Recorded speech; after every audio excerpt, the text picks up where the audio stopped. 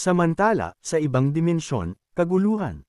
Tulad ng pangalawang arena, ang mga kalahok ay nasa ganap na panic mode. Nakakabaliw ito. Ang lalaking may mga tanikala ay mukhang stylish. Patayin lang ang lahat ng cultivators.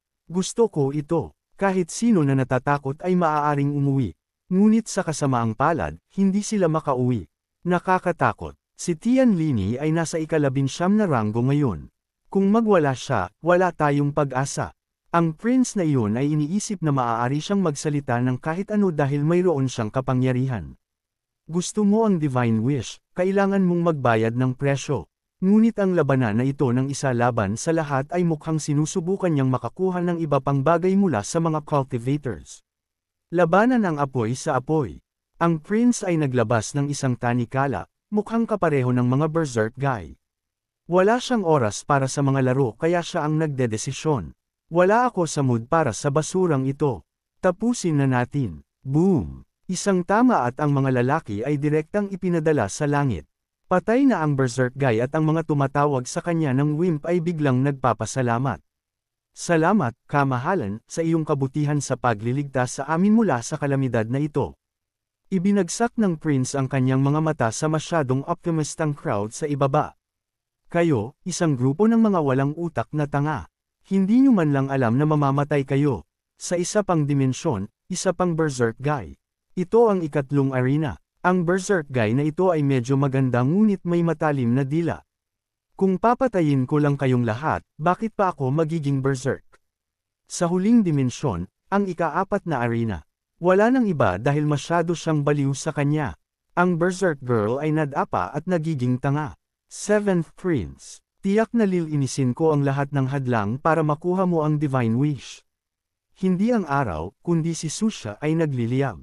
Hindi manghuhula si Manil ngunit alam niyang napakabigat ng vibes. Lahat ng nabubuhay dito ay masusunog sa abo ni Susha. Napapaligiran ng mga royal swordsman si Susha. Lahat ay inilagay ang kanilang pag-asa sa kanila. Ang huling pag-asa namin ay nakasalalay sa Royal Swordsman Corps. Inilalagay namin ang 100% ng aming pananampalataya sa kanila. Hindi inaasahan na lilito sila sa God's Fall Land. Sila lang ang makakapidyo sa baliw na babaeng iyon. Isang 5-on-1 ay mukhang interesante. Ito ang pinakamalakas na disipulo ni Yipyangchen. Ang pagpatay sa kanya dito ay tiyak naguguluhin ang puso ni Yipyangchen. Nagpapanggap na nakakatakot at ang kanyang grupo ay gusto lang kilalanin ng prince. Baka matuwa ang 7th Prince. Sumugod tayong lahat at patayin siya. Ang pagkakaisa ay lakas ngunit individual, wala sila. Ang 5 sa kanila ay nag-pose at nagawa lang na mag-summon ng isang maliit na dragon sa pamamagitan ng Holy Sword Spirit. Si Susha ay may kapangyarihan kaya, may karapatan siyang tingnan sila ng mababa. Iyan lang ba ang kaya nyo? Hindi man lang siya nag-abala na gumawa ng karagdagang galaw, inabot lang ang kanyang kamay. Isang kamay mula sa impyerno. Ang Peking Dragon ay hinati sa 2. Sumigaw si Susha dito, umalis ka. Huwag mong sayangin ang aking enerhiya. Kaya rin ni Susha na sumipsap ng mga atake at magpalat ng porma sayon. Second move sa mga Royal Swordsman. Magsalita ng magsalita ngunit hindi kumilos. Nagiging defensive. Hindi inaasahan na pilitin niya tayong gamitin ang ating huling galaw. Lahat ay naghahanda ngunit isang hakbang na nauuna si Susha. Nagdulot ng gulo. Huli na. Isang malaking bola. Talagang malaki, baliw na malaki, high-temperature hellfire. Hindi pwedeng mabagal dito o hindi masaya. Kaya, nang walang pag-aalinlangan, sumabog ang bola ng malaki. Ang buong espasyo ay nasunog sa haze ng usok. Pinapanood ng ikatlong berserk guy ang sitwasyon, kumukuha ng mga tala. Si Susha, ang babaeng ito ay magiging pinakamalakas na female cultivator sa kontinente. Nahuli rin ang atensyon ng prince. Iyan ang disipulo ni Yipyangchen. Nagpapanik si Manil at ang kanyang grupo. Ganap na nawala ng kontrol si Susha ngayon. Matapos niyang patayin ang lahat, ang kanyang kamalayan ay malamang naganap na bumagsak at ang kanyang katawan ay magiging isang puppet na pinagsasamantalahan ng God's Fall Land. Nag-aalala si Lockheim, sumugod siya. Bubuksan ko ang espasyo pagkatapos kong matapos. Kailangan nating makarating kay Master. Gisingin siya at pigilan si Susha sa bawat onsa ng lakas at pananampalataya na mayroon tayo. Inilabas niya ang kanyang love blade. Ang love blade ni Ling ay dapat sanang magpagising kay Susha ngunit ang love beam na gustong ilabas ni Luing ay direktang nahuli at pinatay ni Susha. Nakakatakot ang kanyang mukha habang nagbabanta siya, bago matapos ang mundo, walang sinumang aalis. Kasalanan niyo ang lahat dahil hindi niyo pinrotektahan si Master. Sa pagpapahintulot sa kanyang mawala, parurusahan ko kayo. Kinuha ni Yanyo ang isang painting, sabik na tumulong. Si Master lang ang makakapagpakalma kay Susha ngayon. Lihim kong iginuhit ito nang tinitingnan ni Master ang mga painting ni Yipiang. Nagtataka ako kung gagana ito. Hindi naniniwala si Luing, inagaw ang ideya. Huwag kang maging tanga, magiging abo ang painting na iyan sa sandaling ihagis mo. Pagkatapos, si Melee na hindi sigurado, gusto pa ring subukan. Susubukan ko ang isang mental attack. Inangat niya ang kanyang scepter na may determinadong tingin. Kailangan ko siyang pakalmain. Matagumpay na tumama ang stream of consciousness attack sa utak ni Susha. Isang minuto na nagpapanggap na badass, sa susunod, lumipat si Susha sa lovesick puppy mode. Nagreklamo si Susha, Master, kaya ko ba talagang gawin ang anumang bagay sa iyo? Ginagamit ang kanyang kamalayan, kinontrol ni Susha ang isip ni Susha gamit ang isang imahe ni Yipiang. Siyempre, kahit ano, Susha. Agresibong nakakandado si Susha sa mga labi ng ilusyon ni Yipiang. Kung gayon, ako, anong Master? Masyadong nahihiya si Mei na halos hindi na siya makahinga. Namula ang kanyang mukha, medyo hindi kapanipaniwala.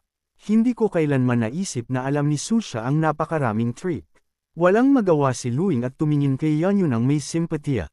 Laging naging konserbatibo si Millie. Sa pagkakataong ito, kinailangan pa niyang makipag-ugnayan kay Susha. Siguro naranasan niya ang buong uncut premium 18 styles na natutunan ni Susha mula sa kanyang mga libro.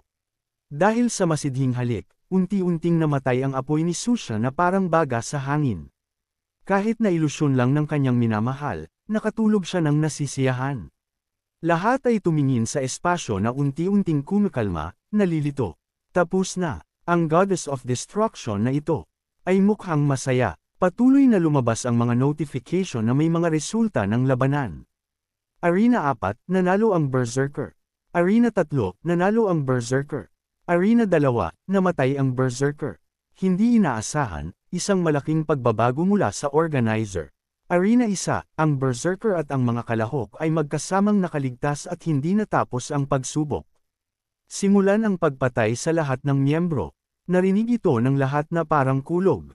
Ano? Nagsimulang magbaluktot ang mundo. Pagkatapos, ipinagkaloob ng mga organizer ang isang serye ng mga Death Gods. Nagpapanik ang mga tao. Masyadong maraming Death Gods. 36 na stratehiya. Ang pagtakbo ang pinakamahusay. Iminungkahi ni Yanyo, nasa malaking gulo tayo ngayon. Takbo. Naunawaan na ni Mie ang sitwasyon. Notification. Ito ang patakaran ng God's Fall Land. Wala tayong takasan. Nakita ng mga Death Gods ang kanilang biktima at sumugod. Sa Arena 2, siguro narinig nila ang balita. Nangungutya si Bei, ang mga babaeng disipulo ni Yipiang ay talagang nakakagulo. Malabo na lumitaw ang mahigpit na nakabalot na figure ni Beef sa Arena 1. Inalis ni Bei ang sombrero sa kanyang ulo at nagbabala na may walang ekspresyon na mukha, bumalik kayo. Hamarang siya sa daan ng mga Death Gods na malapit ng sumulong. Nakuha ni Susha ang kanyang isip, tiningnan si Bei at nagtanong, maliit na fox, anong ginagawa mo rito?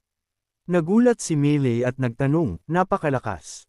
Nabawi mo na ba ang lahat ng iyong lakas?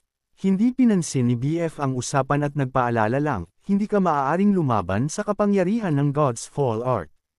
Hayaan mo na lang sa akin. Yipiang, may utang ako sa iyo. Nag-transform siya sa anyong tao, ginagamit ang kapangyarihan bilang pundasyon. Sa pagkakataong ito, babayaran ko ang aking utang at mula ngayon, walang relasyon sa pagitan natin. Ang mga binata na takot ay sumigaw ng may lakas, patayin siya. Hindi pinansin ni Bei ang mga ito, sumuntok gamit ang palad bago pa man makasuntok ang grupo. Hinulaan ni Bei ang kanilang nalalapit na pagkamatay. Isang patong ng espasyo ang marahang bomb-alot sa arena, sinasarado ito. Nanginginig ang mga binata na parang dahon, takot na nagsasabihan, hindi ako makagalaw. Ang mata ng kalbo ay mas malaki kaysa sa kanyang ulo, takot na nagtatanong, anong gusto niyang gawin. Ikinonsentril ni B ang lahat ng kanyang panloob na kapangyarihan. Isang higanteng globo ang pumulibot sa kanya. Bijuming siyang guwang. Ang mga online cultivators ay nag-update ng kanilang impormasyon at sumigaw, naalala ko na. Siya ang Nine-Tailed Demon Empress. Si B ay isang malaking demon's team. Sa bawat paglabas niya, isang bansa ang nawawasak. Ibinahagi ng lahat ang sorpresa. Matagal na siyang nawawala. Bakit siya narito? Niyakap ni Susha ang kanyang bisig. Tunay ngang ang mga anak na babae lang ang nagdadala ng kaligayahan sa isa't isa. Bilasan niyo at umalis dito. Binuksan ko na ang barrier. Ibinigay ni Bifei ang tulala na si Susha kay Luing. Nagtanong si Luing, tapos na ba ang parusa? Bakit mo kami pinapauwi? Mabilis na sumagot si Maif, sinira niya ang mga patakaran ng Godfall Land at hindi ito magpapatawad sa mga gumagawa nito. Gumawa ng mabuti si B ngunit nahihiya siyang umamin. Kanakawe ang kanyang daliri, masyadong madaldal. Mabilis siyang dumating at umalis, nawala sa isang kisap mata. Laging nagdudulot ng sorpresa ang mga aksyon ni F. Nagtanong si Ling, ayaw niya ng Divine Wish kaya bakit siya humarap sa Godfall Land para sa amin. Mabilis na naintindihan ni Yu, patuloy, siguro dumating siya dahil nag-aalala siya sa kaligtasan ni Master at hindi niya pinansin ang Divine Wish. Isang malaking buhawi ang lumitaw sa kalangitan. Tiningnan ni B ang kalangitan, ginagamit ang kanyang kapangyarihan upang hamanin ang mga patakaran ng sinaunang lugar na ito. Nananaginip pa rin tungkol sa pagkontrol sa Empress na ito. Hindi gaanong labanan ngunit maraming magic. Sa sandaling ito, tumama ang buhawi. Heavenly Burial Purple Lightning. Kahit na nang-provoke siya ng ganoon, medyo natatakot pa rin siya sa kanyang puso. Tapos na ako. Namutla ang mukha ni B na parang kumain siya ng lason. Masyadong malakas ang kulog. Ito ay nakakagulo. Yipyang, babalik na naman ang aking post-traumatic stress disorder. Lumipad ng mataas at malayo ang talisman. Ang boses ni Yipyang ay umalangaw sa kanyang tainga, kung sakaling makatakas ka sa kulungan, hindi ko na kayang takpan ang iyong tainga para sa iyo kapag may kulog. Bumalik sa kanyang lasing na estado ng nakaraan, sinabi niya, kunin ang muganyang flyer na ninakaw ko kay Suan noong panahong iyon. Nagalit si B. Si Muganyang na naman. Ngayon, hindi nag-alala si Yipyang at patuloy na ipinaliwanag, paprotektahan ka nito sa aking lugar. Muli, bumalik sa realidad. Ang talisman na may drawing ng babae ay lumiwanag. Kahit hindi ito tao, buong tapang nitong tinanggap ang atake. Lahat ng kapangyarihan na tumama ay sinipsip ng talisman at isang nakakasilaw na flash ng ilaw ang sumabog. Post-traumatic stress disorder. Ngunit hindi pa rin maliwanag ang kalangitan. Ang mga binata ay nagbubulungan na parang nasa isang waiting hall. Ang unscientific nito. Ginamit pala nito ang papel para harangan ng heavenly lightning. Nagsimulang umalangaw ang mga pagbubunyi. Kahit sinakop pa ng papel na iyan ang thunder domain ng Godfall Land. Kahit hindi sumusunod sa Buddha, naramdaman ni Beifei na parang nililigtas siya ng Buddha. Gumalaw sa kanyang puso, Yipyang, gaano ka kalakas?